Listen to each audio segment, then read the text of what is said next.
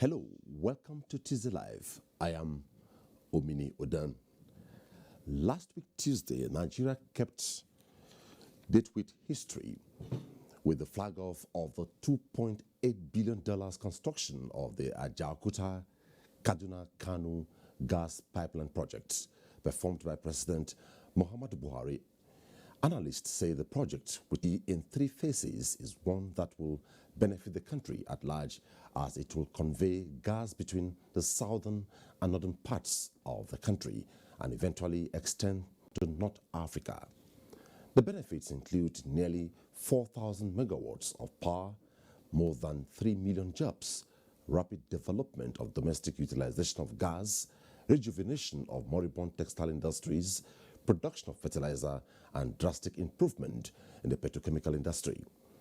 The project is expected to be completed in 2023, but what is the role of the private sector in this? How ready are the major beneficiaries in owning the project in order to guard against vandalism of pipeline and sabotage? What are in place to address threats of climate change and explosions? Tonight, we look at the multidimensional economic impact of the Ajaokuta Kaduna-Kano AKK gas pipeline project. But first, this background report by Lydia Sampson. The $2.8 billion project will carry gas across the country from the south to the north and eventually extend to North Africa, a section of the Trans-Saharan gas pipeline. The AKK link will run for 614 kilometers. The first phase is 200 kilometers from Ajaokuta to Abuja with a price tag of $855 million. The second phase is 193 kilometers from Abuja to Kaduna at the cost of $835 million. The last phase is 221 kilometers and runs from Kaduna to Kano, costing $1.2 billion. Already, residents along the trajectory of the recently flagged off Ajaokuta Kaduna-Kano gas pipeline have started reaping the economic impact. 35-year-old Shola Adebisi, an indigene of Ajaokuta village, says her life begins and ends in Ajaokuta since birth. A fish pepper soup seller, Shola says she's happy that a new lease of life has come to her people with the AKK gas pipeline. We thank God for what people have created for us with our youth and others that they are working. It makes us to be happy. And those that sell here, you give them joy. So I want to say may God bless them. Her sentiment is also shared by 32-year-old Ahmed Abdulmumini, a father of one. He said he's optimistic of a better future for his child. Giving work to indigents, then maybe some supply, then and so on, and everything is okay. The pipeline project is being implemented via a build and transfer public-private partnership model, which involves the contractor providing 100% of the funding in line with the local content drive of the federal government. An indigenous engineering company is the lead contractor. Give thanks to the President of Nigeria, President Muhammadu Buhari. Clearly, he has been at the forefront of driving progress in the oil and gas industry. For the GMD NNPC, President Muhammadu Buhari has simply written his name in history. The AKK gas pipeline project, which is part of the Trans-Nigeria gas pipeline, will involve the establishment of a connecting gas pipeline network that will integrate the northern region of the country with the Niger Delta, the eastern part of the country, and the western region, so that overall you have a capacity increase which will enable delivery of gas to our customers in the eastern region, in the western region, and in north of the country. The consensus is that the project, considered the biggest gas pipeline project in Nigeria, AKK, will boost domestic gas consumption and power generation and industrialization. The project is expected to be completed within a 24-month timeline and has capacity to transport about 2.2 billion cubic feet of gas per day. Experts are unanimous that the dividends of the AKK project are enormous in the short and long term. In Abuja, Lydia Sampson. Lydia Sampson's report sets the tone for the program to take off tonight, and we shall be looking at the national economic and dimensional impact of the Ajaokuta Kaduna and Kano gas pipeline project in Nigeria. Well, it's Tuesday Live. At some point, our phone lines will be displayed on the screen, and when we are told to you, please turn down the volume of your television set to avoid the hallback. And in doing this, save time, go straight to the point, make your concerns, and our team of guests will address them. Also tonight, you can be part of the conversation through our Twitter handle at Tuesday Live NTA. Tonight I have the Governor of Nasarawa State, Engineer Abdullahi Sule. Engineer Abdullahi Sule is an engineer by profession, a businessman, politician, and entrepreneur. He's an expert in oil and gas and was the former Group Managing Inspector, Dangote Group. Good to have you on the program tonight. Thank you very much, sir. Professor Wumi Iledare is of the Society of Petroleum Engineers. He's a professor of petroleum economics, University of Cape Coast, Ghana. Welcome to Tuesday Live. Glad to be here. Aliyu Abdullahi, Special Assistant to the President on Media and Publicity, Office of the First Lady. Good to have you on the program. Thank you for having me. Via Zoom from Port Harcourt is Dr. Emeka Okuosa, Chairman and Group Chief Executive Officer, Oil Serve Limited, and Head of Project Consortium. Welcome to the program.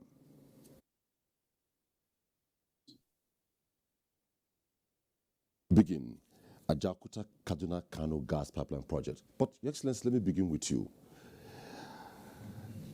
They have talked so much about the enormity of what this project would do for Nigeria, but we're looking at the other aspect, breaking it down to the economy, diversifying that sector. In your own opening, what will you say is the real benefits of this project economically to the economy? Okay, thank you very much for having me in the program.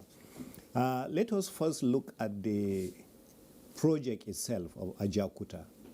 There are two issues there. There is the gas pipeline that you are talking about that comes all the way from Delta, coming to Ajaokuta and then proceeds to the northern part of the country. And then there is the Ajaokuta project itself. The Ajaokuta project itself is going to be the foundation for include all the industrialization in Nigeria, because that is our steel project. That is the main project that is going to produce steel for Nigeria.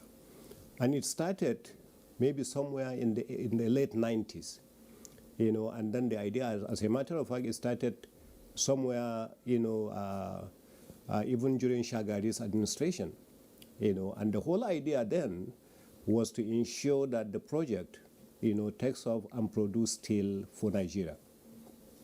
Then the project was going to use what we call the blast furnace method. The blast furnace produces what you call ingot. From the ingot, you need to produce something else, to go to the steel. And that's why they are using what they call the LD converter, or open heart process. The Russians, at the time, it was USSR. So it was the President of Russia and as well as Ukraine that actually constructed and supplied most of the equipment for the main project itself. Now, outside, what you call most of the infrastructures that are outside, the rails, the roads, the waterways, and the rest of them were going to be built by other contractors. It was successful during the Shagari administration because it was being managed by various ministries. It was interministerial committee that was managing and producing directly, sending directly to the president. Unfortunately, the whole program changed up till 1994 when the Russians decided to leave. They left after installing the blast furnace without commissioning the blast furnace. They already informed the converter, and yet they had not commissioned the converter. Now, unfortunately for us further, Russia and Ukraine are two different countries today. So recently anyway, as late as maybe somewhere around 2004, I think some Indians were brought in. Now, in the project itself, you have the main steel production as well as the rolling mill, the finished products. So you have 4 rolling mills in there. When the Indians came in 2004, all they did was to try as much as possible, to see how they could be able to revamp the rolling mills. As well as the main steel project itself, nothing was done. So the Indians did what they could, finish, and then left. So at the end of the day, the main project is still there. But I still tell you that the main industrialization in Nigeria will not happen until Ajaokuta steel plant is actually revived. That is where the whole thing starts. Now, the next project is the gas line that you are talking about. Nigeria is really not an oil country. It is a gas country. I had a similar experience, when I was working in the U.S., when Bolivia was considered an oil country. When the oil finished, then they started going to produce the gas. Sure. And it was from Bolivia, Santa Cruz to be specific, that the first line was built by Enron all the way to Brazil. Second line was built by Shell. I think it's similar to what Nigeria is doing at the moment. Nigeria had over 200 trillion standard cubic feet of gas. Oil is just about 40 billion barrels. So oil will finish sooner or later, but we are going to be left with the gas. So it is better for Nigeria to start finding ways to use its own gas. And I think that's where we are going from. So the gas pipeline that we are talking about is going to be, just like Ajaokuta, the foundation of the entire industrialization of this country. It's going to be the source of producing electricity. It's going to be the source of power. Most of these industries that actually died in places like Kano, if you go to Kano now, most of those industries that were in the 80s and earlier are all dead now because they are now using either gas oil, which we call diesel, and because they can afford. Some of them are using the fuel oil, which is the LPFO, and they can afford. So as a result of that, they cannot compete with other countries that are using cheaper, cleaner oil, and that's what gas is all about. So we start from there. Okay, before I go to Port Harcourt, let me quickly ask you this. This has been conceived years back, but has only come to fruition now. And you ask, why now? Is it about the proactiveness or what? Well, the economy is actually revolving, and Nigeria cannot continue to live in isolation. The whole world is moving towards clean oil, clean air, clean gas. And gas is actually the right way. If you use fuel oil or gas oil, they actually don't give you the clean air that you are producing. So I think all is looking more and more at health concerns, pollution control and the rest of that. And gas is the right place to go.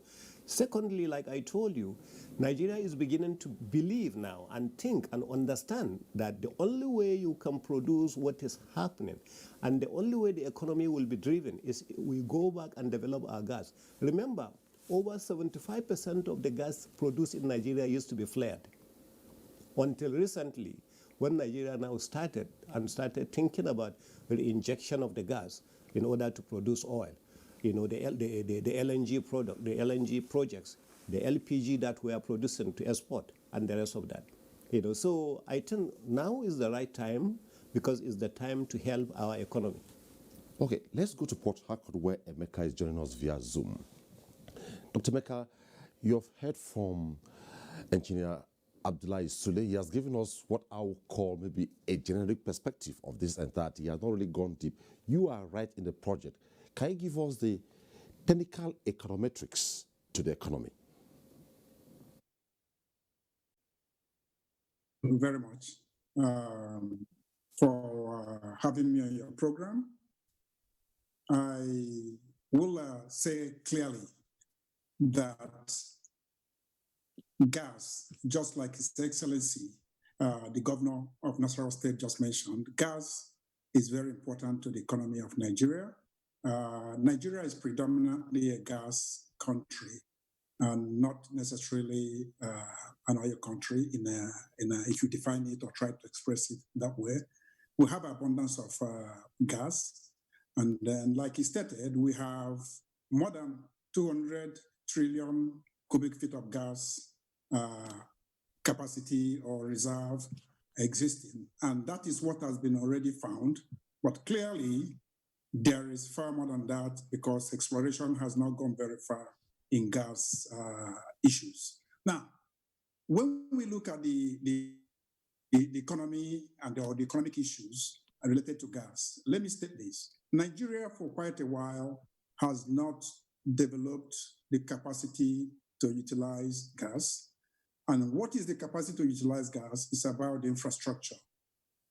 When you produce gas, you cannot easily store gas. The reason is simple. Gas is gas. It's not a liquid. It's not liquid. What it means also is that for you to keep gas confined in a place, you have to pressurize it to be able to confine it in a place. There are many ways to move gas, and one way, of course, is to have an LNG type of virtual transportation system where you compress and freeze it and be able to move. But to utilize it within Nigeria, what is required is clearly the gas transportation infrastructure. Nigeria has conceived this very clearly in the 2000s by being able to put out the Nigerian Gas Master Plan, of which a portion of those have been constructed. One is the Escravos to Lagos gas pipeline, which starts from Escravos and then goes through Benin and heads to Lagos and goes all the way to a wind power station and feeds the entire Lagos. The other section of it is actually what is supposed to kick off from QIT, which is Kwa Ibo Terminal in Akwa Ibom State, go to Obibo Node, and then go to Umuahia, to Enugu, then to Ajokuta. Then Ajokuta, Abuja, Kaduna, Kano. So what we are trying to achieve now is the AKK, which is Ajokuta, Kaduna, Kano. And Ajokuta, Kaduna, Kano is very important because without the existence of this pipeline, the first section of the south to north pipeline, which starts from QIT, which is Kwa Ibo Terminal, will not be commercial enough in the sense that the offtake will not be there to justify that pipeline. So in reality, gas will make a lot of difference because with gas availability, industries can run. And besides industries running, we're also talking of power generation. We're talking of gas-derived industries, particularly. Say, for example, when you look at the urea plant, which is, you look at fertilizer plants, you'll be able to locate these plants closer to where you need the fertilizer, which is where you have agricultural activities going on. That makes it cheaper and more available. So in terms of the economic effect, is going to be massive. So AKK is really very important and is going to make a lot of difference in the economy of Nigeria. Thank you. Okay, Professor Wumi, Emeka has talked about location, and already if you go through the media reactions, the public domain, there are a lot of connections and disconnects about the project. One key one which you have to clarify now is some persons are trying to akin it to the posture of the Kaduna refinery, talking about source, that this one will go the way of Kaduna refinery. Is this true? Much for having me, and it's always a pleasure to be on ATA and to educate the public. So let me quickly make a disclaimer. I'm here on my own. I don't represent anyone, and so whatever I say, I'm liable and responsible for it.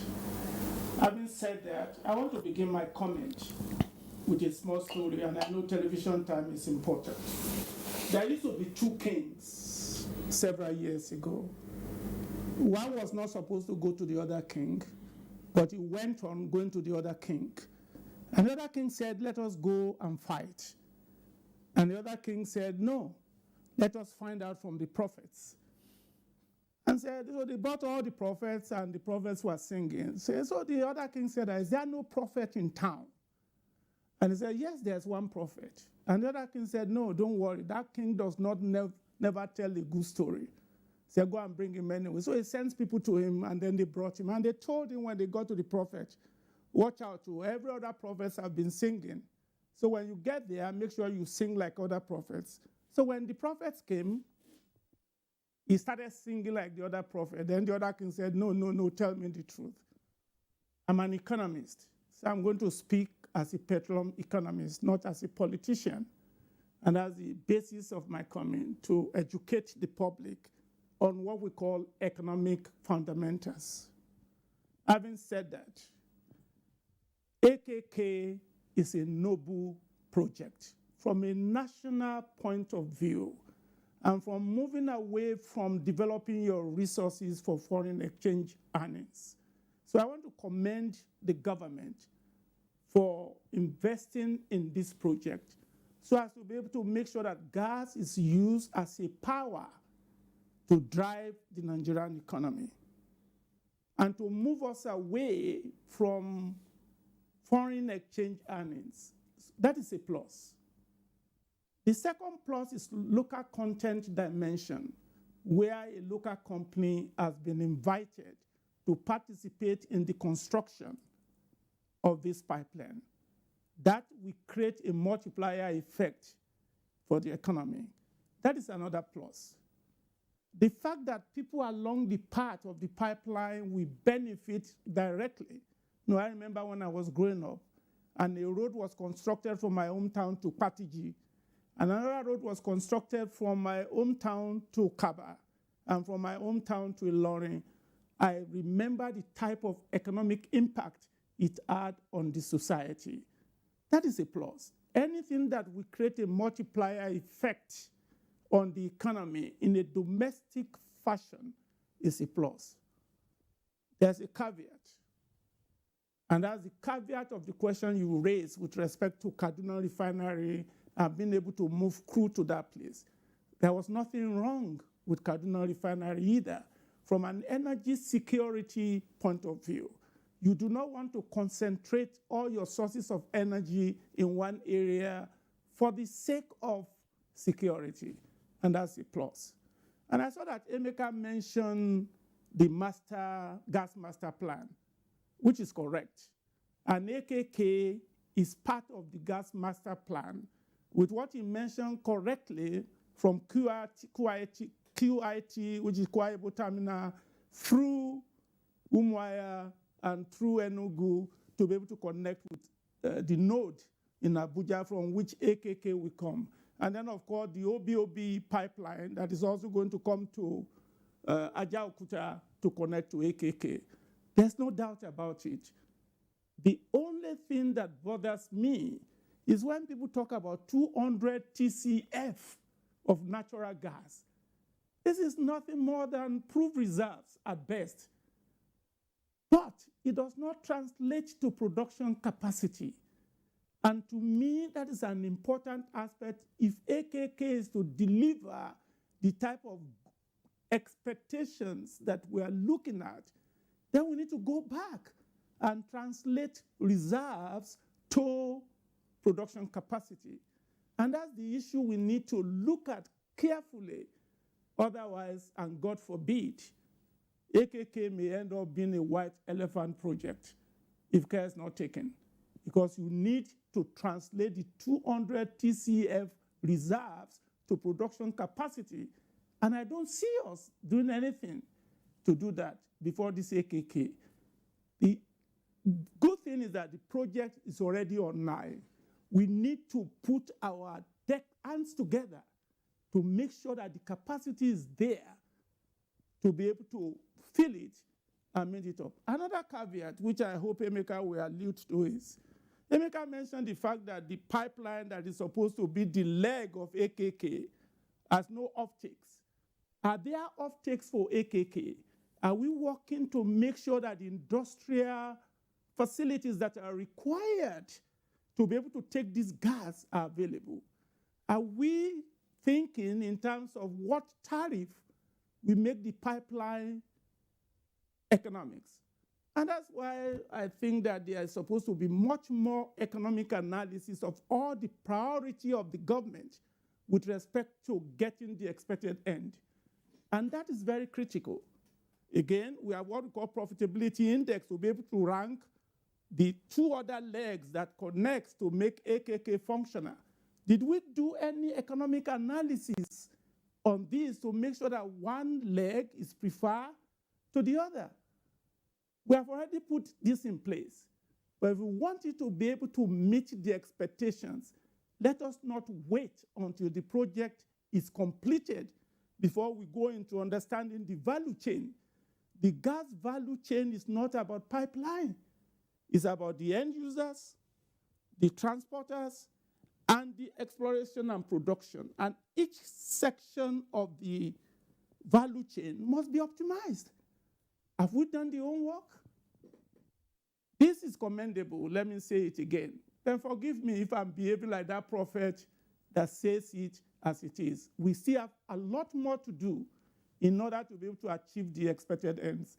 And it is possible, and it is doable if we do the right thinking. Okay, Prof. Let me go to Abdullahi. Abdullahi, you have heard the issues raised by Prof, but we'll get to the rudiments as the program progresses. Before we go to the first report tonight, Abdullahi, they used to say, when is the time? And they will say, the time is now. And if the time is now for this project, what else can you say? Thank you, Omini. I actually, Prof told a story. I want to tell a very small story myself. I was actually once back in school. Well, I'm a lawyer, so I went to a theater. I thought we were having lectures there, actually, lower class. Then unknown to me, it was a different class. I actually sat for more than maybe, let's say, a few minutes before I realized I was in the wrong class. And this program was beginning to look like that, because almost from His Excellency, the Governor of Nasarawa State, to Mr. Emeka, to Prof here, they are all experts in petroleum economy, or let me say the petroleum and gas industry. Very commendable. I've learned a lot just listening today. But then I realized I'm also representing that ordinary Nigerian on this set who doesn't understand most of the technical stuff that the experts are saying. But what do we understand as an ordinary Nigerian that I don't know much about petroleum economy or even gas technology? We as ordinary Nigerians understood that something big is happening under this government, under this administration of President Muhammad Buhari. We understood that a project that was abandoned for a very long time, like the experts said, is being revived.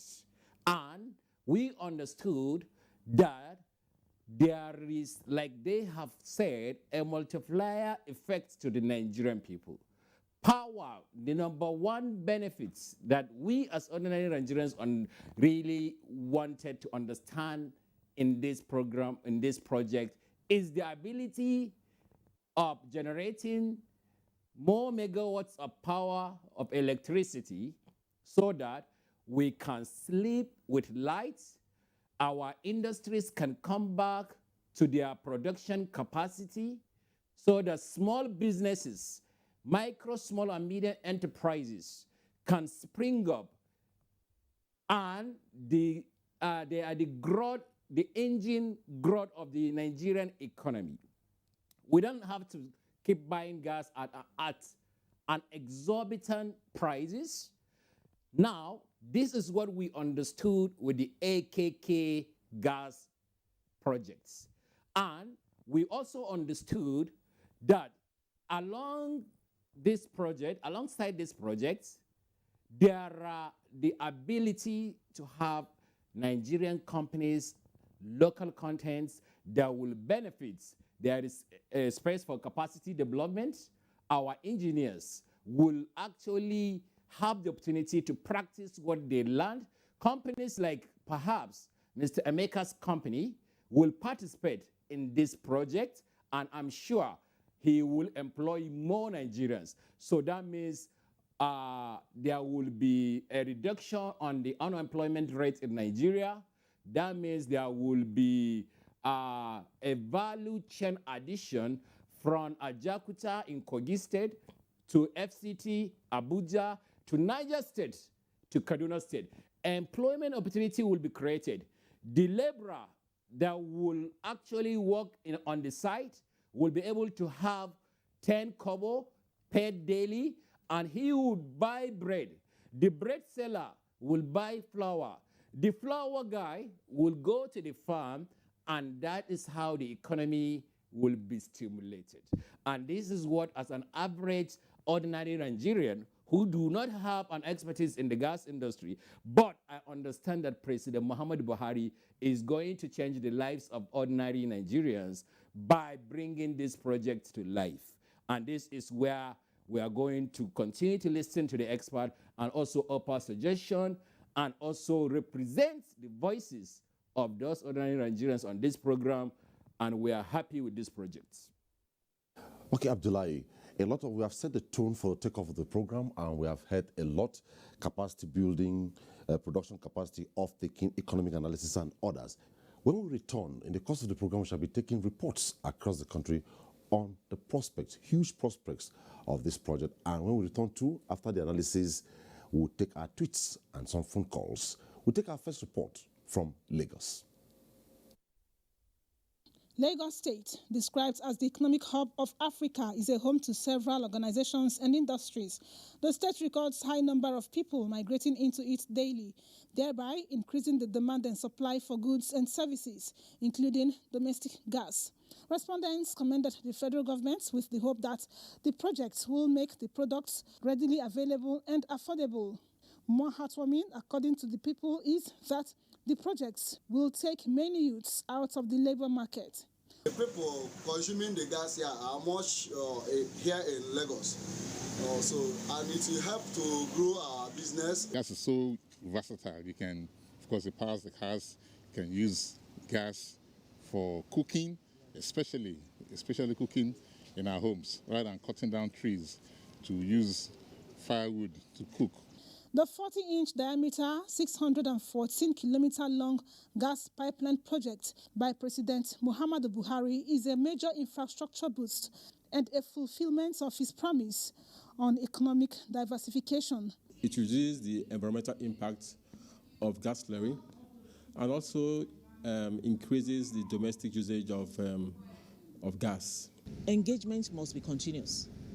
Consultation must be continuous. All these activities are not one-off thing and then you go and rest. It has to be continuous. There's a need to ensure that the source of gas, that's the Niger Delta, is kept calm. Because look, if you set up these pipelines and they are not protected, they can be blown up from the end there. Brown allays these fears, noting that the project will rather ensure economic revitalization, reinvent a secure north, and produce a united Nigeria. Developing a pipeline project like this, will benefit everybody, whether you're from south, east, or moreover, it will increase the domestic earning of the country, and also more money will go to the federal government, state government, and local government. So everybody will share from the proceeds. So I think it should be allowed and it should be supported by everybody.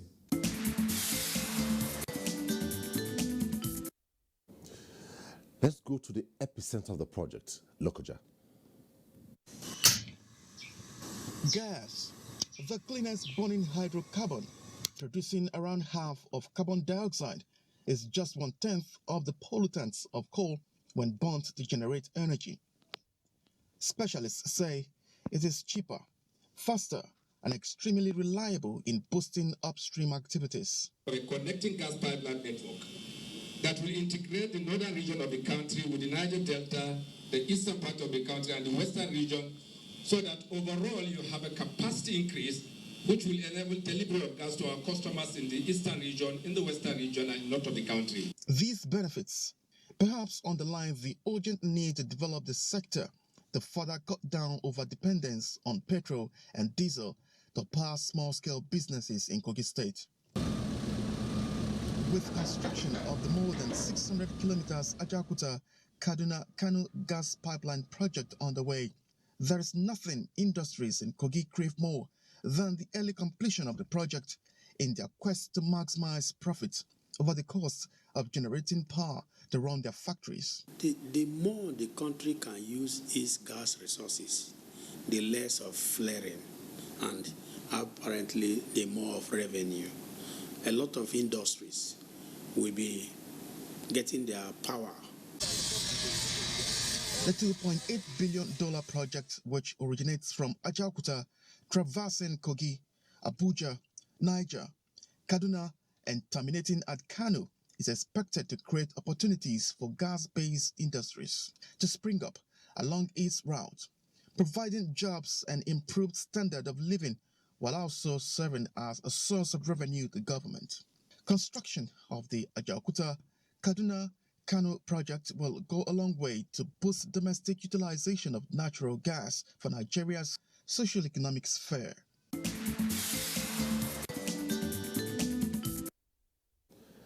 Let's take a listen to this one from Enugu. AKK project, gas projects embarked upon by the federal government of Nigeria is a very good project which will enhance the economic situation of those regions, that is Abeokuta, Kano, Kaduna axis, whereby it will help in springing up industrial revolution, whereby a lot of industry will hook on to the project for their source of energy. Yes, I believe that it's a very good project. Nigeria, now relies on petrol economy, and I believe that anything that has to do with gas, which is a kind of petroleum product, will help to diversify our economy in the right direction. So since the global petrol price has plummeted, I believe that the government trying to diversify in other areas will be a welcome development, which will help us to generate and garner income from other areas. So it's a very welcome development. So to me, I think it's a good thing if government will follow it up.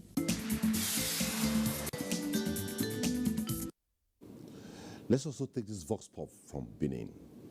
This project has the capacity to generate over 3 trillion, jobs for the people of the country. And such jobs can be generated during the process of construction and after the completion and commissioning of the project. In other words, during operations. If the gas that is being used is going to be sourced from the volume that was flared originally, then that is a contribution to reduction of gas flaring and then helps air pollution as well. So these are the things that are obvious.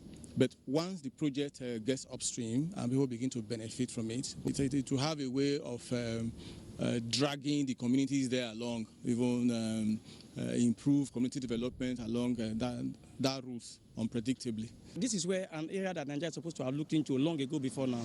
The impact cannot be overemphasized. It's just much. Talking about the number of employment rates it will produce, it will create a lot of employment rates. It will further help to bolster the about 4,000 megawatts of electricity that Nigeria has been managing.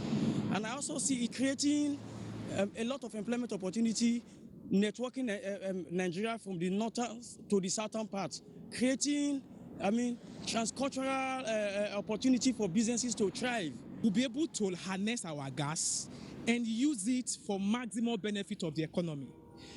The effect of gas flaring on the environment will become a thing of the past.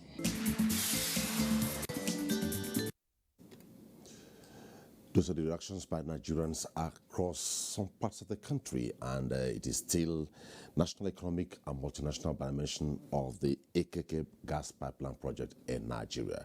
Well, before we went on break, concerns were raised in the opening, and very germane concerns, and I would start that with His Excellency, the Governor of Nasarawa State.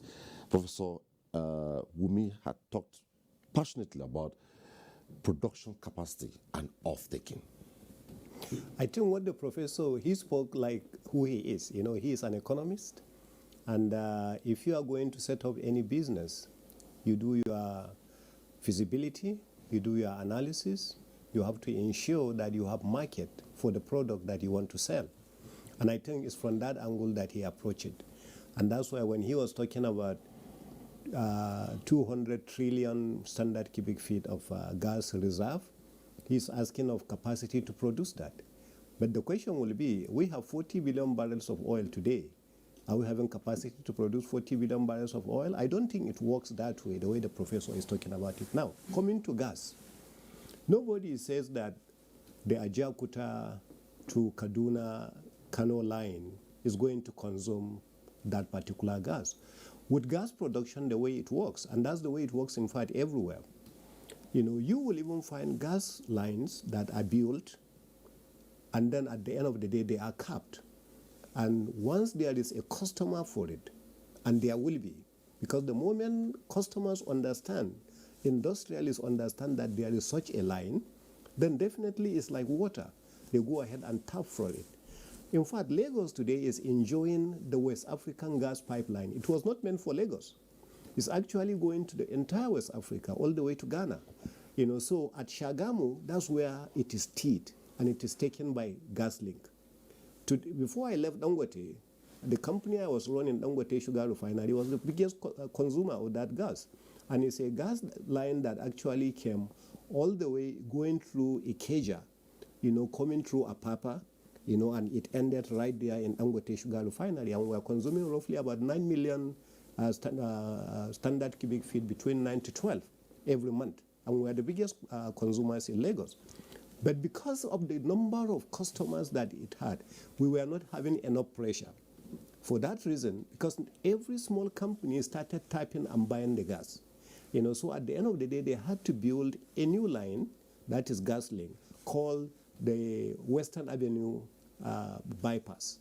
And that's the one that comes right through Western Avenue on Ikorodu Road, again coming all the way to Flour Mills of Nigeria and ends up in Dangote Sugar. So now we mention about all these various companies. A lot of companies in the 70s and the 80s in Kaduna. Today they are shut down. Why? Because they can't compete. If we have gas pipelines, some of these companies actually can revitalize.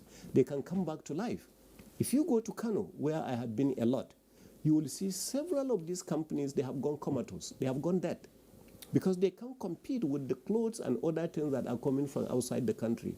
Today, if we have gas, they can use that. They don't have to use the entire gas, but they will use whatever it is that they are going to use out of that. It's cleaner, it's cheaper, it's better, it's more industrious, and it's faster. And that's the reason why, and we have it. The good thing is that we have the gas. So do we want to flare the gas, or we actually want to use it? So, and I think the idea, like the professor is saying, if you are setting up a German factory or something like that, you can think of market. But if you are setting up a gas pipeline, definitely the market automatically will come. It's like if you have power, you wouldn't say that until you have so amount consumption of so many megawatts before you actually build your transmission lines. Most transmission lines will just go. At the end of the day, people are going to tap from that line, and that's how industrialization comes about. Before I go to Emeka, you also raised a worry, and the worry is as huge as the benefits of this project will be in the long term. If the economic analysis are not properly factored through the right platforms, it may amount to an elephant project. No, he mentioned one area, and I didn't think of it until he mentioned it. And let me open up and tell you that area. He said, is it not going to be similar to our line to Kaduna that is not being used? In fact, let me make it worse. Nigeria is connected with depots all over the places. Calabar, Yola, Maiduguri, Enugu, Makodi, Abuja. Coming from Warri, going to Ilorin, coming all the way to Suleja, Gusau, Mina, and the rest of that. Nigeria is all connected with these depots, and is all finished product, finished, gasoline pipelines. None of them is being used. None. And they still exist. They still exist. They still exist. Can they be revamped? And that's the reason why you see all these trucks on the road. 250 trucks coming out of Lagos to the northern part of the country. Is because those lines are not being used. And it's similar to the reason why the crude pipeline is not being used. Now, can Nigeria learn from the mistakes of that and correct that? Can we take security measures on all these lines, why they were not being used, and ensure that it does not repeat itself on this kind of thing? I think that's the point the the gentleman make, that when he said that, I thought about it, and I think he has a point. But when you are talking about the analysis is that you have a line that is going. It's like a transmission line. You know, you have all these industries that are there. Definitely these industries are going to use gas. They don't have to use everything you pump. They will use only what they need. That's what I'm saying. You know, so you don't say that I must send so cubic meters of gas, therefore they must use that pressure. You know, so I think if you are going to do the analysis in that manner, today you are not going to produce anything to Kano because there are no industries that are already using it. But you project the industries that are going to come, or fertilizer companies, because there is going to be a lot of farming. You know, so a company saying that there is gas pipeline is going to set up its fertilizer plant and produce their urea fertilizer right there.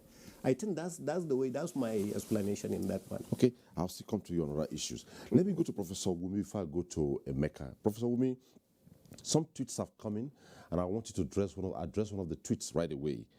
Though one of them from Ekari 12 says, "May God Almighty protect and continue to bless President Muhammadu Buhari for this project." The tweet you should address now is coming from Nadom Wiyep 77. It says, "I understand that pipelines are the safest and economical method of transporting oil and gas. What better measures are in place against the catastrophic consequences associated with pipeline accidents to human, financial, and environment? God bless Nigeria." How do you react to this? Indeed. I think all of those are part of the reason why you see that the pipelines are buried.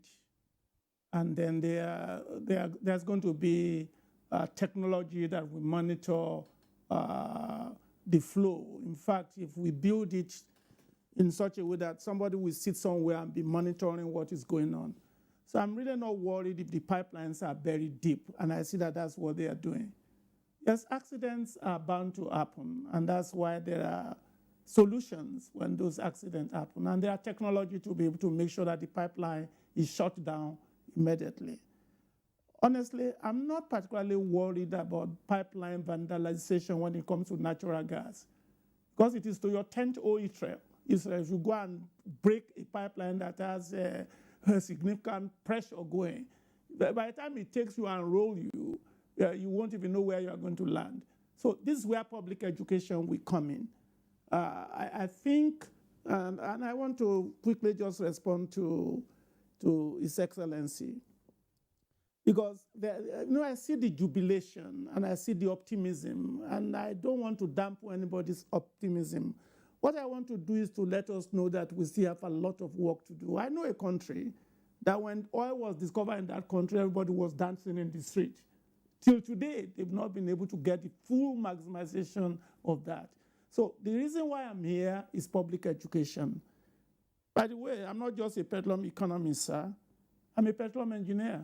I work for one of the most respected companies in the world. And I can say categorically, and you can check the record, I drilled many wells in the Niger Delta from 1980 to 1983 before I went to graduate school. So I know what I'm talking about with respect to not having wells to produce gas. And by the way, I see us celebrate 200 TCF, 300 TCF. By the way, most of those gas are stranded. That means you probably need significant amount of money to be able to gather them before you put it into the pipe to be able to service what we hope will be an expansion of the industry. And that's my desire. Again, I want to say I commend the domestic plan to use Nigerian gas. We cannot hand the type of money we hand from oil from natural gas, but natural gas can make more impact on our economy than the money we are handing from abroad. And finally, let me add, you see, when you have stranded gas, to gather them is a different point of game. And then to process them to a usable form is another point of duty. The gas industry is segmented, and it is not as easy to transport as liquid. It's not easy to translate gas into monetary value the way you do it for oil. That's what I'm trying to say. There are three important aspects of the gas business. the upstream must be optimized. The midstream, which is what Dr. Emeka is doing, must be optimized. You have to even think, and Governor, sir, that's what I'm telling you. What is going to be the tariff you are going to pay Emeka to make internal rate of return? What happened to Olokola? No customer to have FID. What happened to Brass? No customer to make FID. The pipeline that we have, glory to God Almighty, that the federal government can guarantee the loan. Emeka will tell you he couldn't source the money, he has to depend on federal government. And that's what I'm saying. Let us think about the economics of it. And Emeka mentioned it. Emeka needs at least 12.5% to 17% internal rate of return. Before that thing we add value. It's a good project.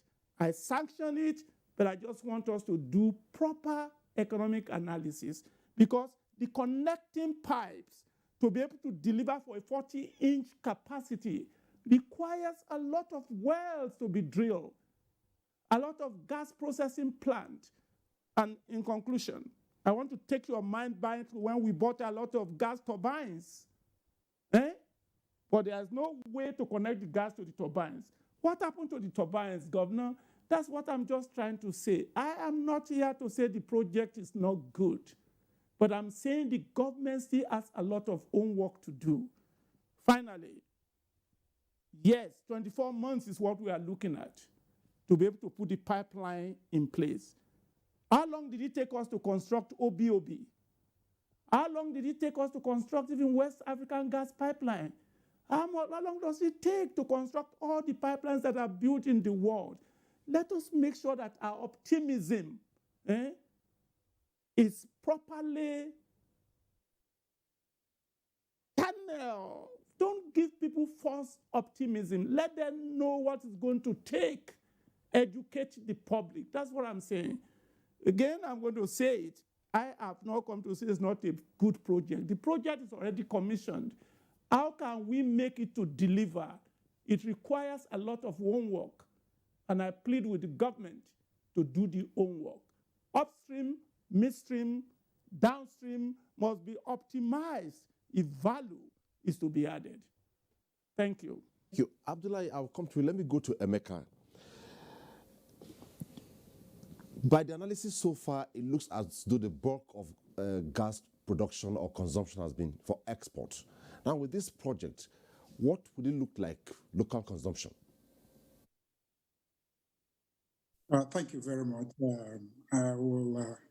I would say I'm quite impressed with the education that we are getting from Prof, and then also, of course, from His Excellency, the Governor of Nasarawa State, and then Barrister Abdullahi. But Prof definitely is very knowledgeable. When he was first introduced as a petroleum economist, I didn't realize, not knowing him very well, his wider knowledge in the oil and gas industry. And not just knowledge, it was about his participation in the entire value chain of oil and gas. And that reflects in what he has stated. But let me say this clearly, that first of all, let's also remember, because in the course of this discussion, a few things have come up, and let's not forget entirely that this issue of Nigerian gas master plan has been well articulated. It's been there for more than, call it close to 20 years.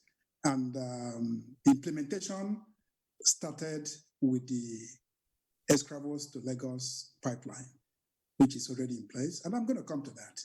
And then, of course, the OB3 pipeline, which is the east to west pipeline interconnector.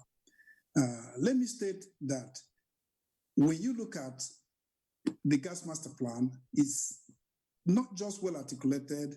Of course, we understand that the execution of AKK section has been delayed for quite a while, as well as the other southern part, and the reasons are there.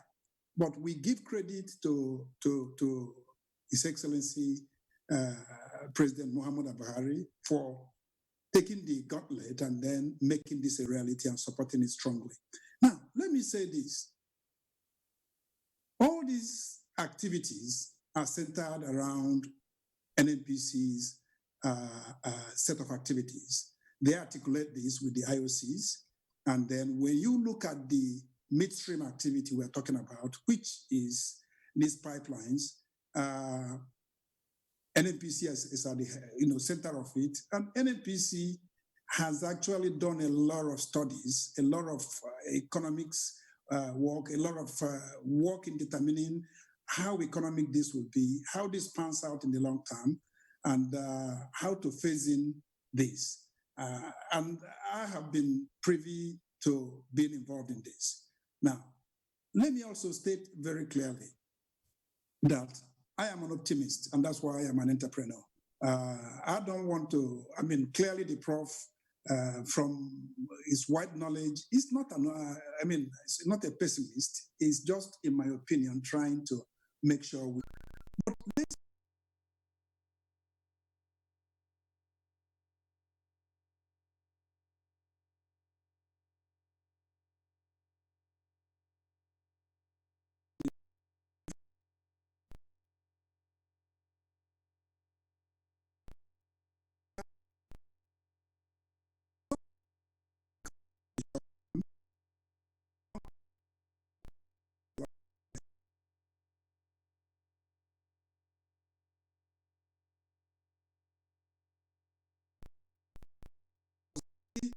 no be talking of doing anything more than 24-inch diameter pipeline. But 36-inch pipeline was built. As we speak today, because of demand that is already existing, we find out that there is already another loop, another line of 36-inch being looped. So it's already double the capacity being sent to Lagos. I was involved in the entire setup and building of all the gas pipelines in Lagos. That was done by GasLink, which was owned by Oando. Those pipelines, like Prof mentioned, or His Excellency also led credence to, that supplied Dangote plant and all that, from Ikeja all the way through Ikorodu Road down to Western Avenue. Even before that, the entire Ikeja was served, Ilupeju was served, Ilasamaja was served.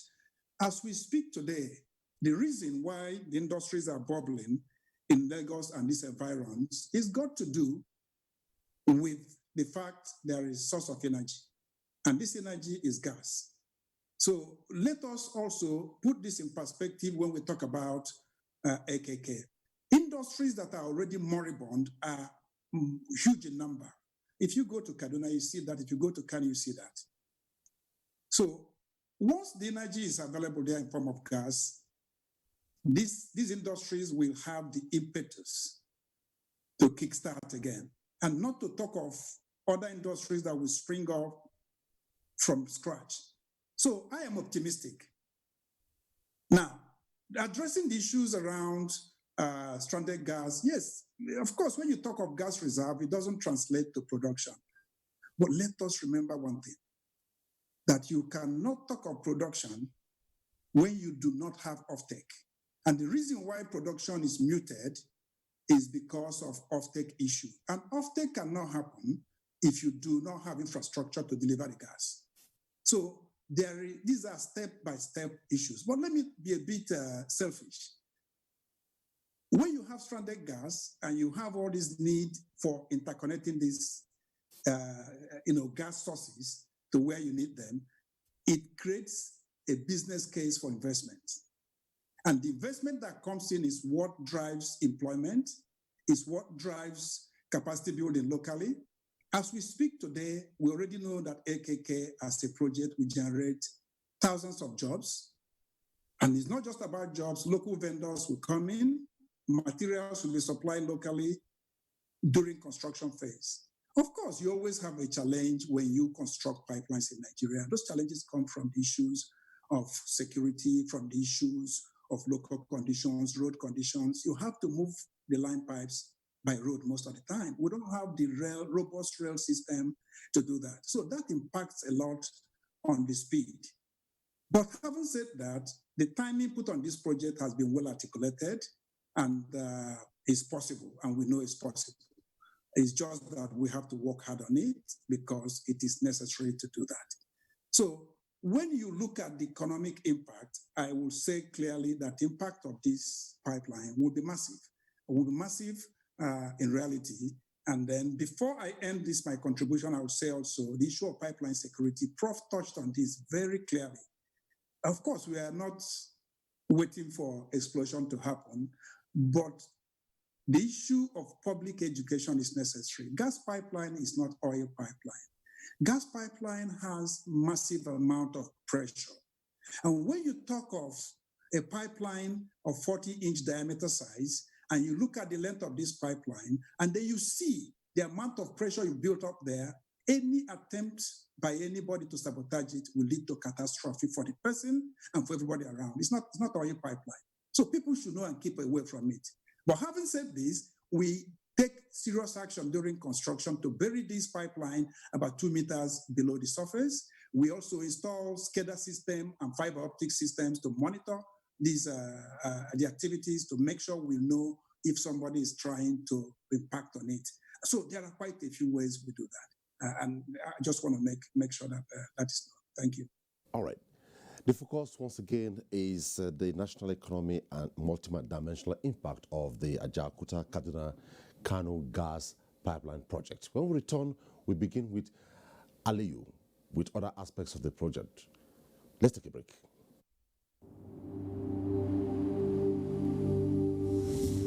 For now, the best and most efficient way to avoid getting infected is through regular hygienic and sanitary practices, as well as social distancing.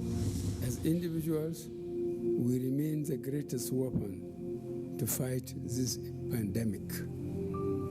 By washing our hands regularly with clean water and soap, disinfecting frequently used surfaces and areas, coughing into a tissue or elbow, and strictly adhering to infection prevention control measures in health facilities, we can contain this virus.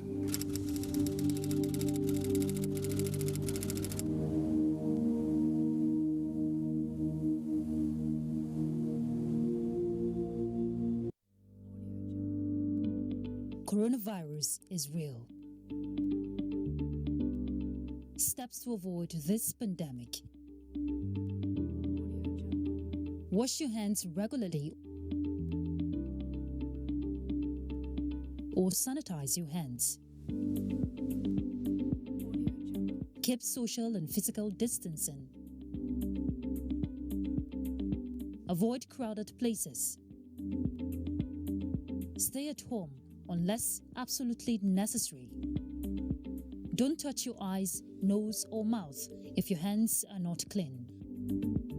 Avoid the spread of coronavirus. Coronavirus is real.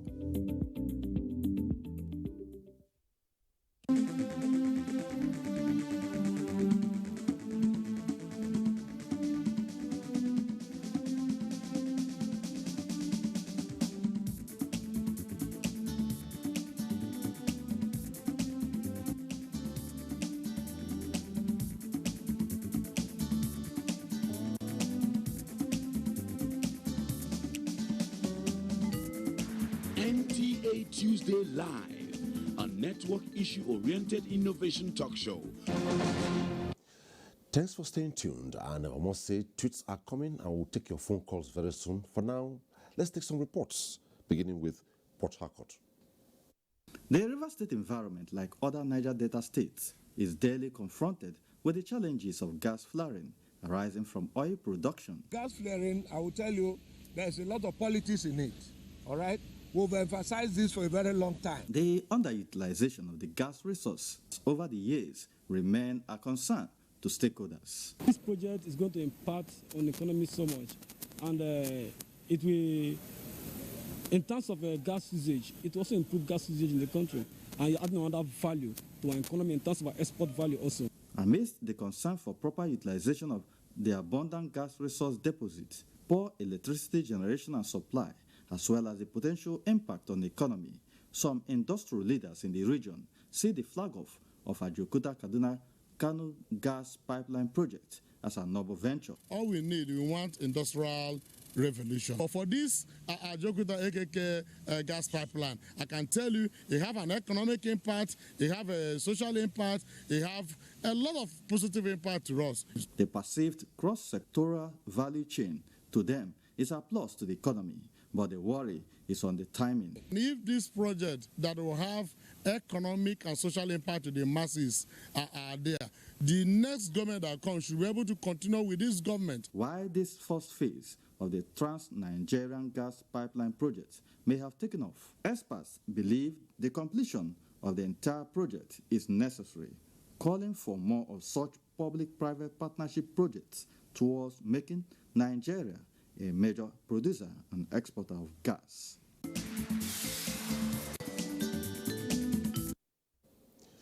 Ibadan is next.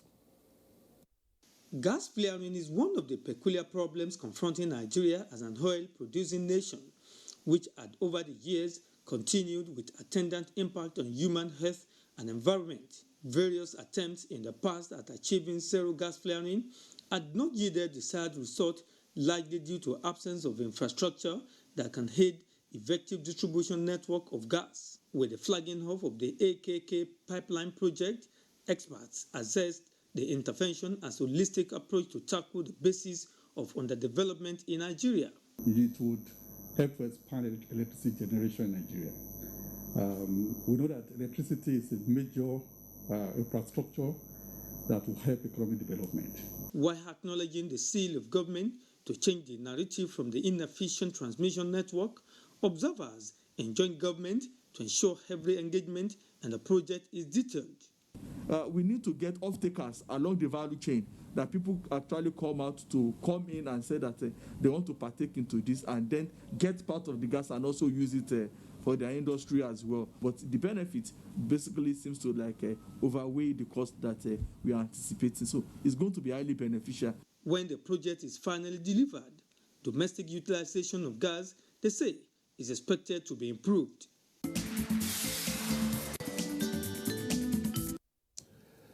Let's go to yet another hub of the project, Kaduna, for a vox.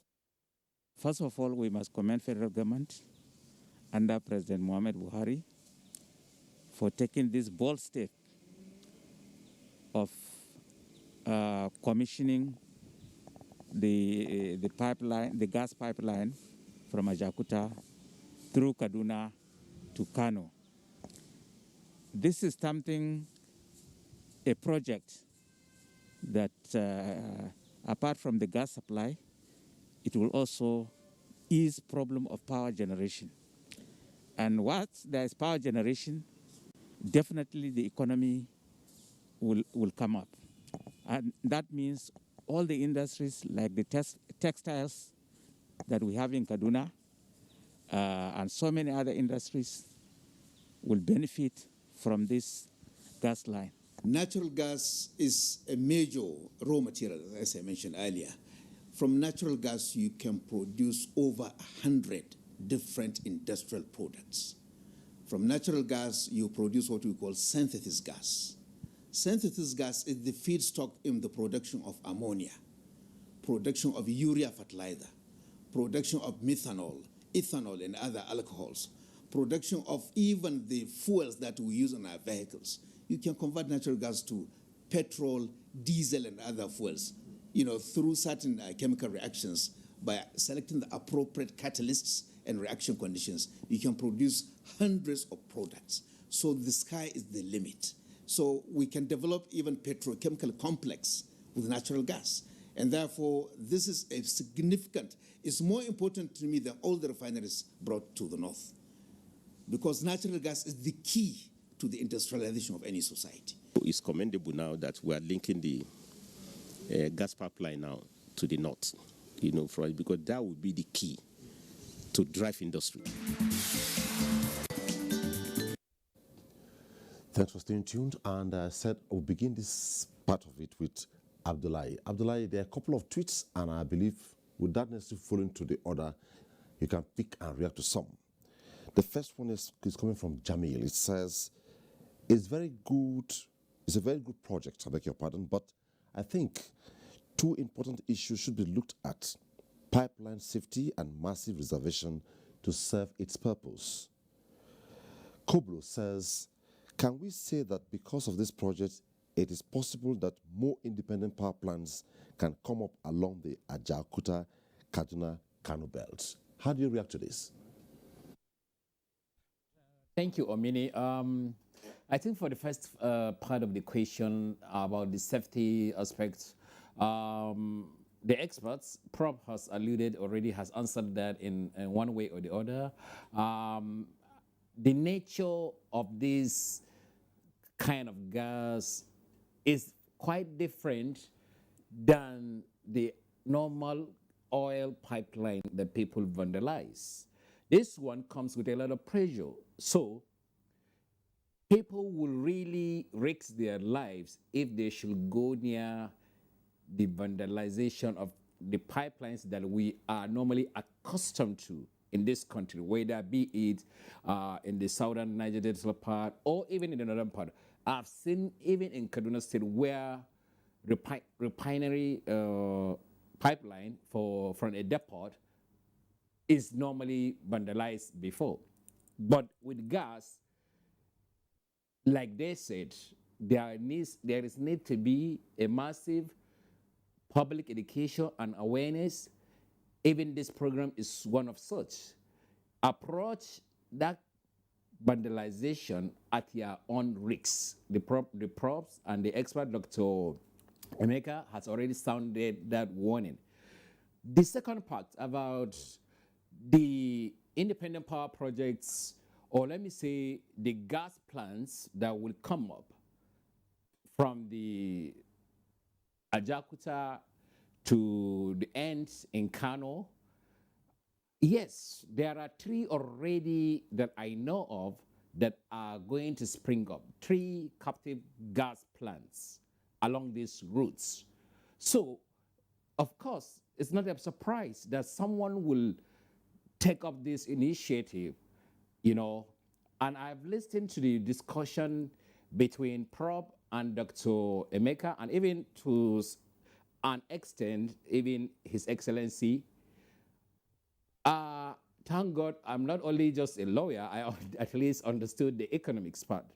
And I tend to shift to agree more with Dr. Emeka and His Excellency on the issue that you have to have the infrastructures in the place of the pipeline.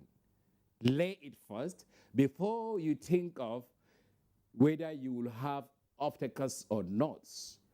That's a necessary ingredient in business.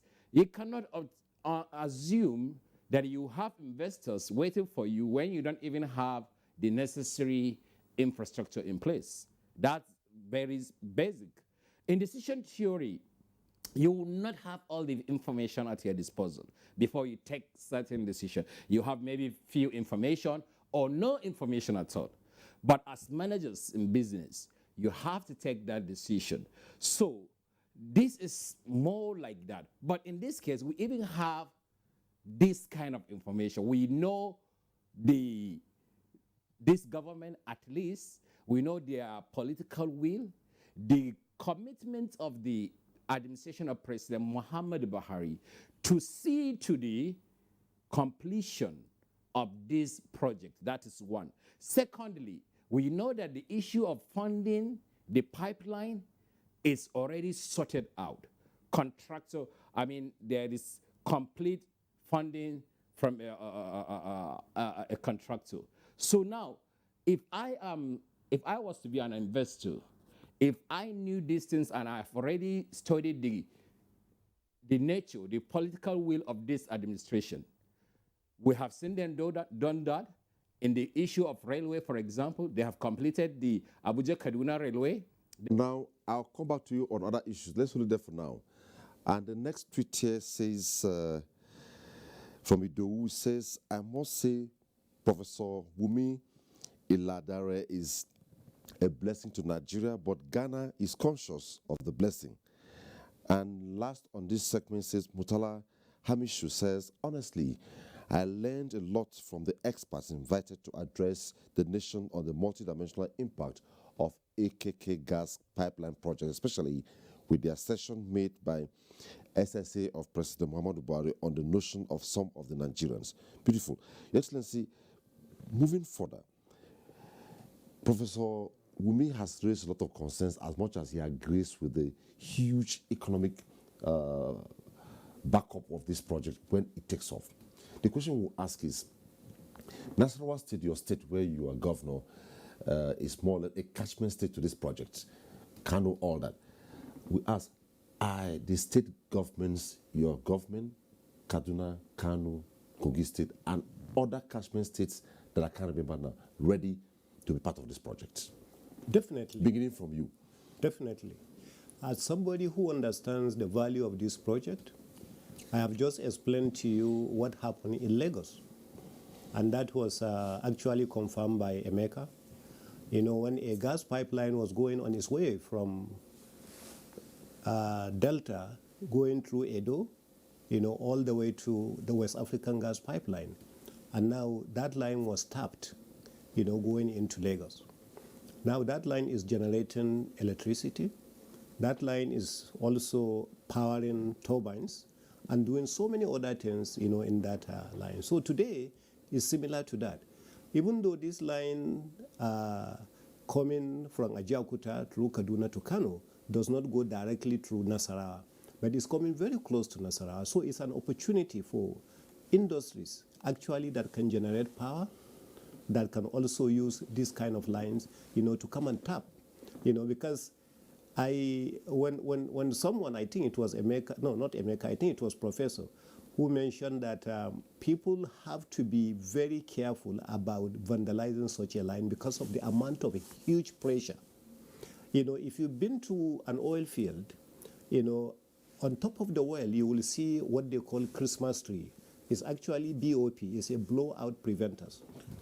There are times where a blowout preventer actually blows out. And then you will see the pressure that is going. Everybody runs away, you know, no matter who you are. So now we are talking about the same kind of line, you know, that is coming, going through, you know, a line, even though it's just 2 meters deep. You know, the moment anybody comes across that, you know, and wants to tamper with that kind of line, and there are people that will attempt, because in Nigeria we have seen people who are crazy enough to go to a high KV line, you know, to go and see if they could tap electricity or steal some cables and things like that. So it is similar. People will be crazy enough to see if they could tap that kind of gas and maybe change to LPG or things like that. People will come up with all kinds of crazy ideas. So I like what the professor said. It is necessary that we provide a lot of awareness so people understand the danger involved in this. But when it comes to whether the state governors want to do that, definitely. If I go marketing Nasarawa State, you know, to some of these industrialists, major investors that are coming to set up these kinds of industries, that's one of the attractions for Nasarawa State. Nasarawa State has huge market, and that is Abuja. And now we say, okay, we can also produce cheaper because we have this AKK line that is going, and we can tap from it. You know, so a company will be interested in that. So I think for all the governors, you know, it is going to be our idea to go ahead and market this idea and ensure that we attract major industries into our states. And we can also jointly, you know, see how we can produce fertilizer especially. You know, a lot of us now are just having blending plants, you know, for fertilizers, but you can actually produce fertilizer directly from some of these lines. So these are the kind of opportunities that are there. Now, if this administration came on 3 planks, security, anti-corruption, and the economy, looking at the economic plank, will you say it's on track? Definitely on track. You know, because as I said, this is the bedrock. You pick 2 items today, anyway, we spend more time on the gas than the steel. But you pick 2 items that are major when it comes to the economy. You know, the economy of Nigeria will be built mainly on these two major planks. One is going to be the steel production that we are going to have in this country. Next is going to be cheaper means of production. Most of these companies, as I mentioned to you, each time I go to Kano and drive through these streets and see all these abandoned industries, and you begin to ask, why are they down now? Why are they comatose? Everybody will be asking is because they can no longer compete with products that are coming from outside, that are being smuggled. How come those products are coming cheaper all the way to Nigeria? Is because they had cheaper sources of production. And now this is a cheaper source of production. And that's what this is all about. Okay. Professor Wumi, I know you're worried and concerned from the beginning, and you want to really see this project take off. But before then, let's take this update just coming in from NCDC. The latest report from the Nigeria Center for Disease Control shows that Nigeria has 503 new confirmed cases of COVID-19. The breakdown shows that, if the teleprompter can come down now, the breakdown shows that Lagos has 153, followed by Ondo with 76, Edo has 54, FCT 41, and Enugu 37 new cases. Gombe and Bayelsa State have a list of 1 case each. The figure brings the total number of confirmed cases to 29,789, with 12,108 discharged and 669 deaths. That's the update on COVID-19 from the Nigeria Center for Disease Control. But just before we take on Prof, this box from Osun State is ready. Let's take a listen to it.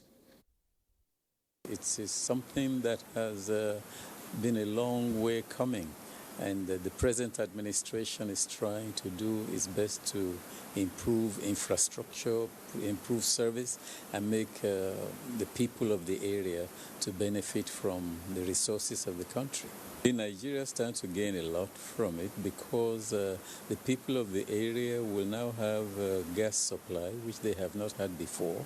It's a benefit in that they don't have to transport truckloads of gas from the south to the north or from wherever to Kaduna and Kano. It brought my concern, if we may talk about that now. Number one, the security of the communities through which the pipeline will pass. How do we secure the pipelines itself? So for the president to take that step of a pipeline from Ajaokuta, Kaduna, Kano is such a good step because of its economic impact on the country. Over the years, it's been a shame that we flay gas. So I think for the first time, we are holding the bull by the horn, and we are going to be seen as a civilized country. It's going to provide gas for our power generation. You know, presently we are talking about this tripod stand on our power generation, transmission, and distribution. One of the greatest problems we have is generation. If we are able to use this gas, if it's powered by gas, we are flaring gas.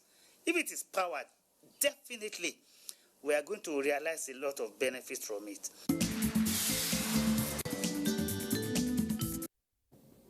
And our last stop for reports tonight is from Maiduguri.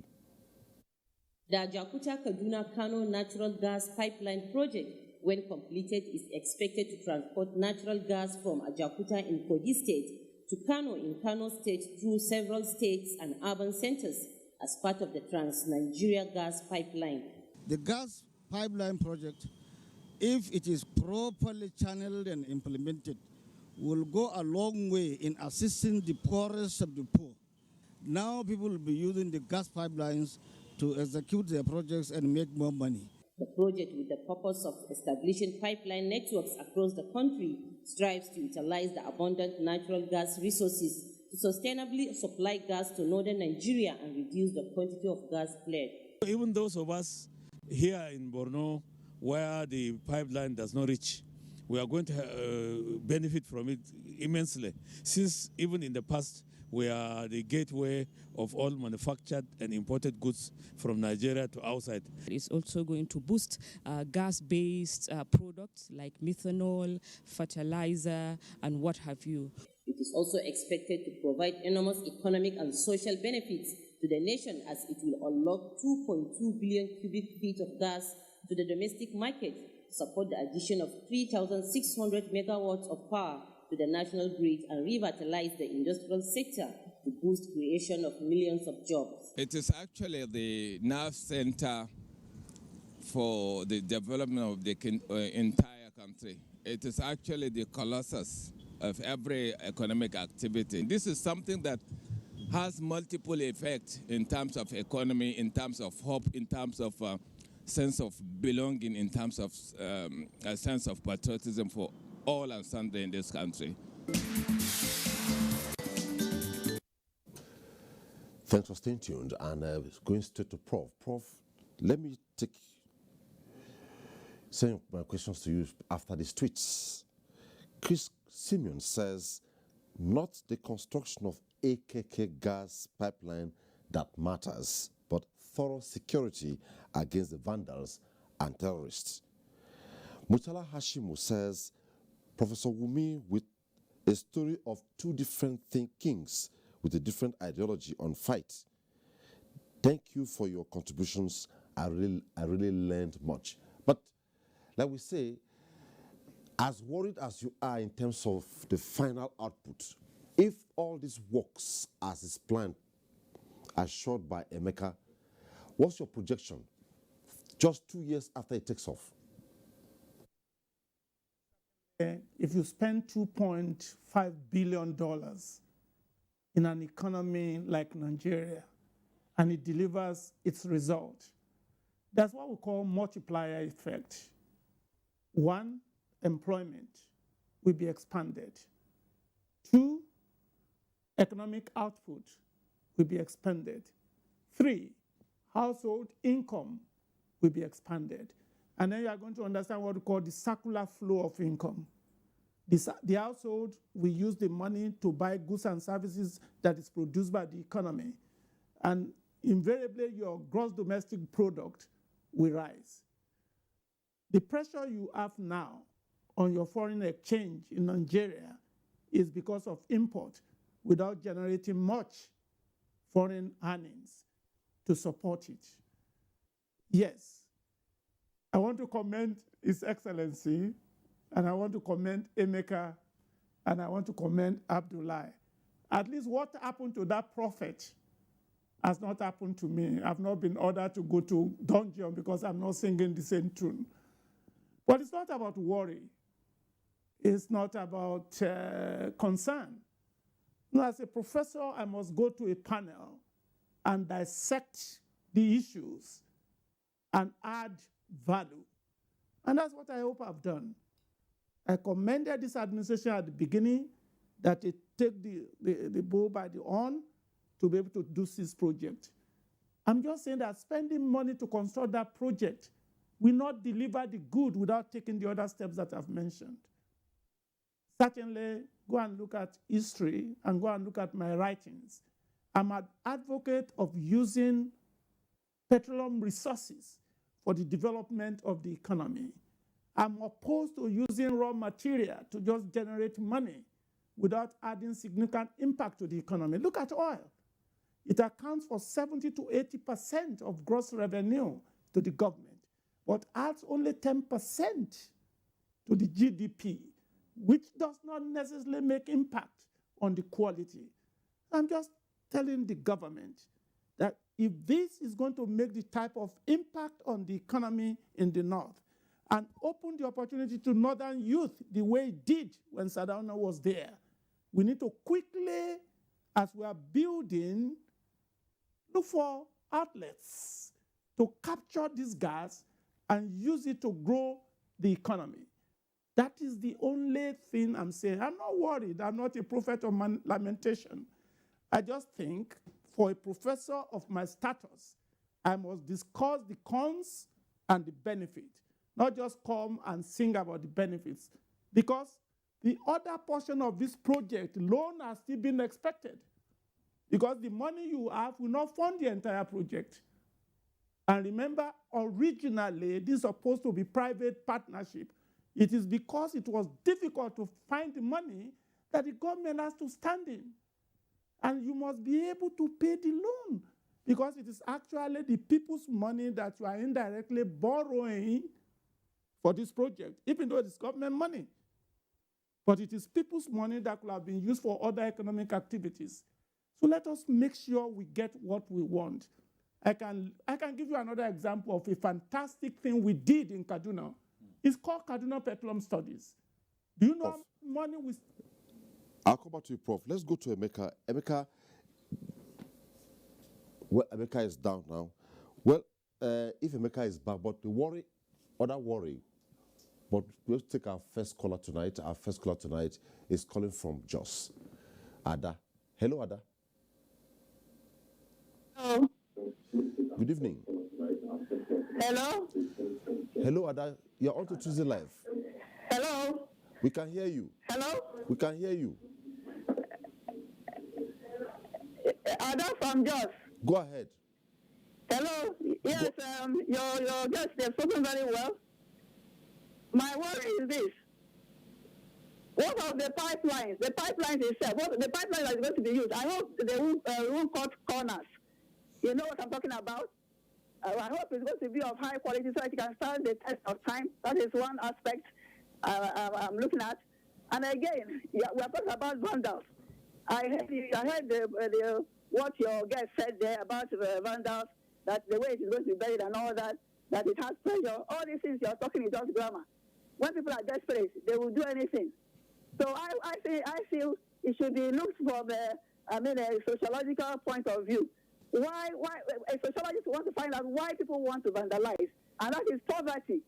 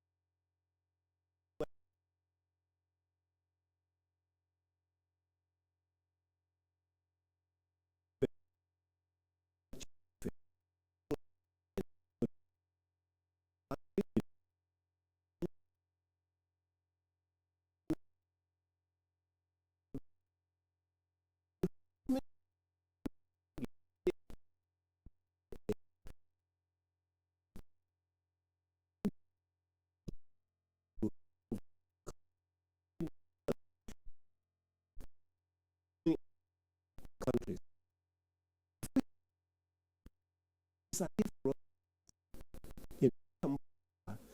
And cutting down. Instead of, I think the president is planting so many millions of trees, just because people cut down trees. So this is an opportunity again for that. So the value chain, that is going to be there. The advantages are enormous. Okay, I'll still come to you. You have touched briefly on the PPP model. We'll come to that. Okay. Abdullahi, if you can hear me, you heard the concern raised by the last caller from Jos, that is Ada, and if you have arrogated yourself the responsibility of being the people's advocate on this program tonight, she raised the worry of quality finishing, and the need for Nigerians to be conscientized. If you join issues with Ada, what will you be saying now? Unfortunately, Mini, I didn't hear Ada very clearly, but from what you have repeated so far, I think my issues that I will join on that particular area of concern by the caller Ada from Jos will be at that point. See, the governor has made equally the same point that, oh no, it was Dr. Emeka that actually made this point succinctly clear that all the variables in this project, this is not a project that was conceived today or yesterday when the flag out happened. This was a project that was conceived more than 20 years ago. It is part of a larger master plan, a gas master plan that even actually cut across, not only taking it to Kano, but even beyond that, exporting it out. So the variables, the issue of quality, all the concerns were already taken into consideration at the conception stage of these projects. And of course, will mistakes happen along the line during the construction phases, and other phases before completion? Yes. That is why it is done by human. Mistakes will happen, and then corrections will come in. People, experts on projects like this, like PROP, like Dr. Emeka, who is also part of the investors, I hope so, will actually come and tell government, this is where we are, and this is what we should actually do correctly to correct this thing. And that's how projects are done. But the most important thing I want to just tell Ada and Nigerians, that this is a good thing, and this President Muhammad Buhari and his government are committed to see that the diversification of the economy is successful. And the only way to do that is through these various projects that we are seeing. The gas pipeline project is a very important one. We have had from the experts here in the studio, we have had even from experts on the outside, from across the zones in the country. It's a welcome development. So we will make mistakes along the line, but we will correct them. But we will complete it in the timeline, hopefully, that this administration has marked it. And I think we will all benefit from that. The value chain, the benefit is enormous to everybody, from the southern part to the northern part of the country, and to the government also as a whole. Okay, Emeka is back now. Emeka, what I needed to ask you, which His Excellency addressed briefly, was the issue of timeline. This project is constructed within a timeline to deliver on the economic plan already on ground. But let me take you on this one. The safeguards. A caller has made a call and raised safeguard issues. Can you guarantee the safeguards?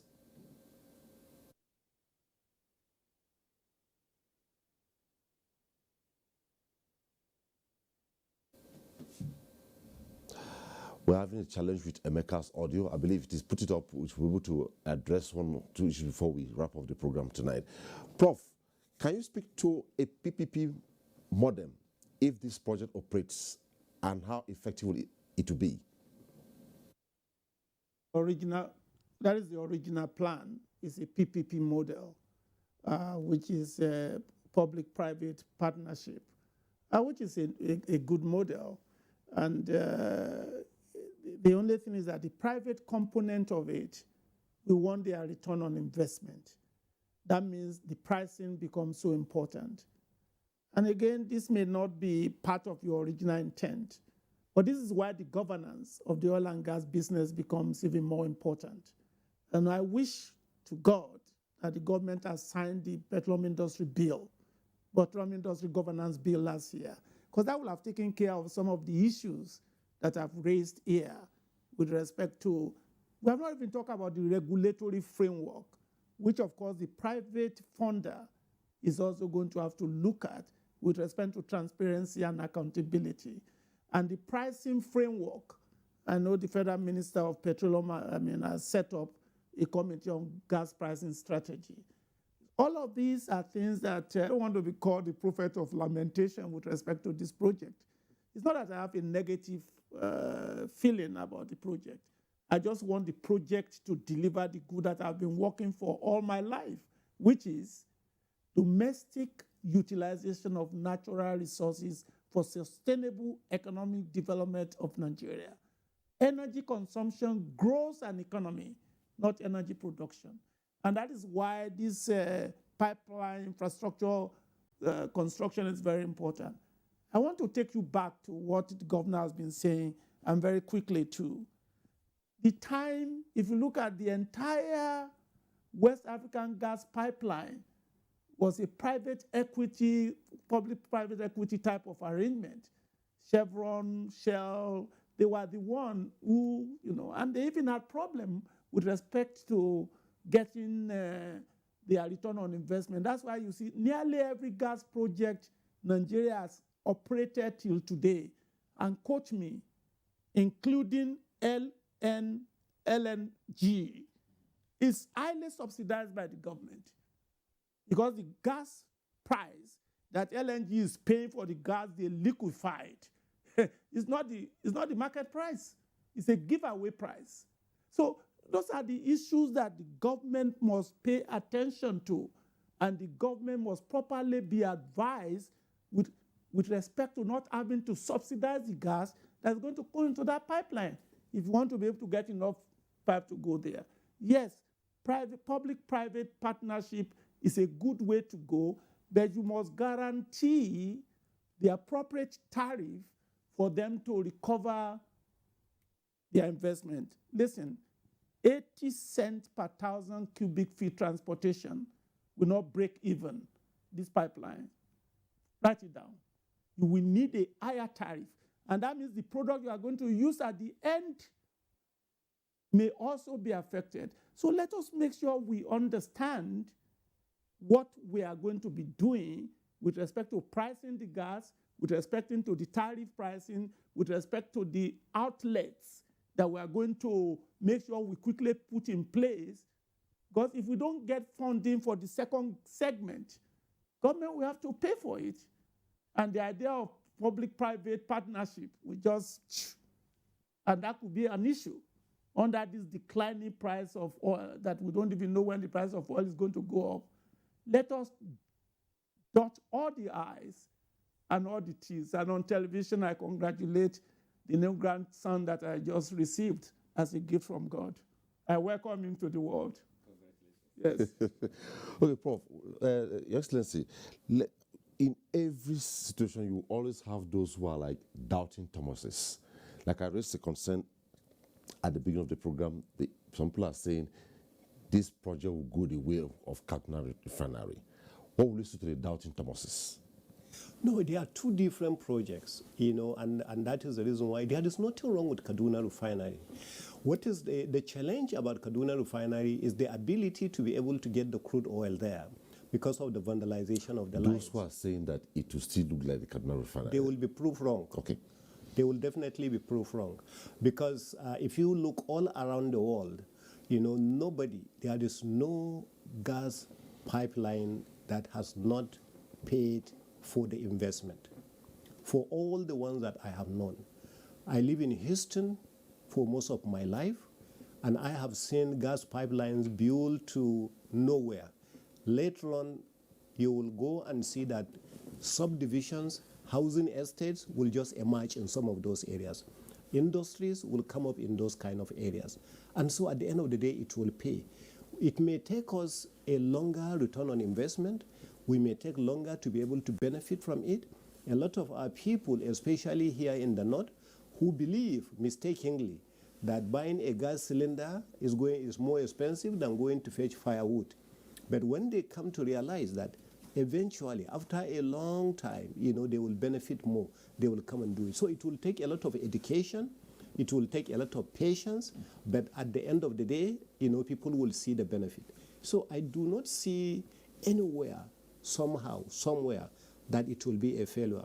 Along the line, companies will emerge that are going to start using the gas for different things altogether. There was a gentleman I saw in Kaduna, he probably must be a chemist. He came up with all these various ideas. We'll be able to be producing ethylene, propane, gas, so many things, that he mentioned. So you will see small players actually springing up to build a small gas storage tank in their houses, and then use that gas storage, employ 2 or 3 other people to be using it. Safety is going to be that. We are going to require a lot of education in order for people to understand this. We are going to require a lot of awareness, a lot of sensitization. So a lot of work needs to be done in the area. I wholeheartedly agree with the professor in that area. More work is going to be done, and Nigeria being what it is, we are not likely going to see the return on our investment as quickly as they will see in other countries. But hey, this is Nigeria, it's perfectly understood. And I don't think they are going to look at it from that angle. So, as far as I'm concerned, I think the doubting Thomases are going to be proved wrong by the grace of God. There's an aspect you touched briefly. Some still view this project as elitists. Yes, and that is where the education will come in. So a lot of people, a lot of houses that we have are not built for this, for gas utilization. If you look at the middle class, and the first class or so, most of their houses are built with gas cookers provision and things like that. Not the kind of houses we have in villages and things like that. But hey, this is not meant for villages for now. It is meant for big cities where it's supposed to be used. And I think that's the angle that you have to take it from. Then eventually, the smaller places will begin to see the value in it, begin to see the advantages in it, and begin now to type and buy into it, after they gain the education and everything. But Nigeria is a country that no matter what you say, our education level, our awareness level is still low. So somebody needs to do that work, gradually to get it up there. Okay. Abdullahi, just a few words from you before we go. Call it a paradigm shift in the history of Nigeria. To Nigerians, what's your last take?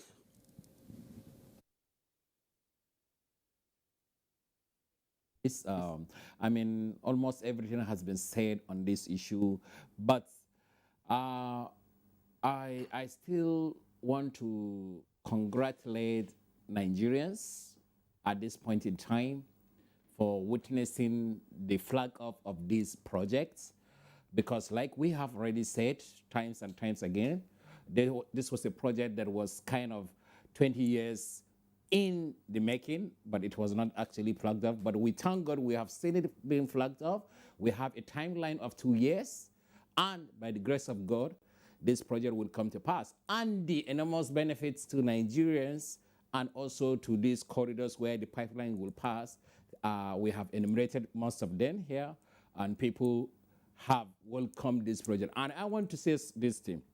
As long as we have President Muhammad Buhari, he will ensure that this project comes to fruition, comes to completion. So I join His Excellency Governor Abdullahi Sule in saying that this project will prove the doubting Thomases wrong. Although Prop here is not a doubting Thomas. Prop is just a very cautious, optimistic individual who is sounding a note of warning to government and to everybody to work hard and even put much harder attention to these projects. Thank you, Prof. Let's have your own thoughts before I sign you, the two of you off. I congratulate the government for putting an infrastructure in place. I desire it to be completed, and I hope it is. I want us to continue to market the pipeline, to begin to find investors to be able to tap into it. I think that is an important aspect that we must work on. Laying a pipeline is one thing. It's not an end in itself. It is just a means to an end. certainly the more infrastructure we can build around, and the gas master plan is excellent. And if we're able to complete all the projects, I plead with the government, manage the optics very well. This project is not a northern project, it's a national project. And they must be connected to make sure that every sector, every section of the economy can benefit from this project, because the gas is going to come from somewhere. And because you have more wells that are being drilled to be able to go into that pipeline, more people will be employed in the Niger Delta. I think that's the way we need to market this massive investment. It's a massive investment, and it must not fail. It must not fail. And I know it will not if we cross all the T's and dot all the I's and get proper understanding of the gas market. Professor Wumi Iledare, it was nice having you on Tuesday Live tonight.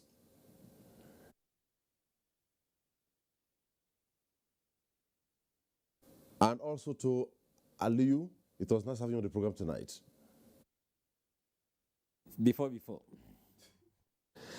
Well, although we had signal issues with reaching out to Emeka at the tail end of the program, Emeka Okosa, it was nice having you on Tuesday Live.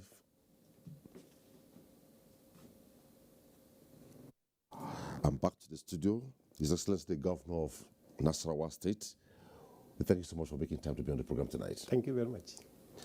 To our callers, those who sent in tweets, we thank you for being part of the program. We looked at the national economy and multidimensional impact of the AKK gas pipeline project in Nigeria. Thanks for watching. On behalf of all of us, bye-bye.